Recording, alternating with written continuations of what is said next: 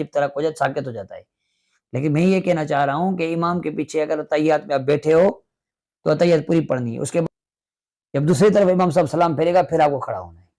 اچھا، تو مطلب ایک سائڈ اگر اس نے سیدھے ہاتھ پہ سلام پھیر لیا ہاں اور پھر وہ الٹے ہاتھ پہ سلام پھیر رہا ہے ہاں تو پھر کھڑا ہونا ہے. وجہ اس کی یہ ہے کہ ہو سکتا ہے یہ سیدھی طرف سلام پھیرنے کے بعد سجدہ سہو کرے. سجدہ سہو تو اس کو بھی کرنا پڑے گا نا. تو ایسا نہ ہو کہ یہ سجدہ سہو کرے تو اس کی تو رکعت رہتی ہے وہ مکمل کرے گا کھڑے ہو کر.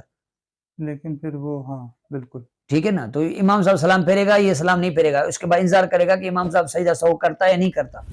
جب امام صاحب دوسری طرف سلام پھیرے گا تو اس کو یقین ہوگا کہ سجدہ سہو واجب نہیں ہے امام صاحب کا. تو تو اب یہ کھڑا ہو جائے گا اپنی نماز کے لیے, پھر وہ جو ہے اپنی نماز کو مکمل کرے گا. مکمل کرے گا. جی. صحیح ہے. اور تو مکمل کرنے کے حوالے سے بھی ایک بات عرض کروں, جب یہ اپنی نماز مکمل کرے گا, جیسے اس کی ایک رکعت رہ گئی تھی, 4 رکعت نماز تھی عشاء کی,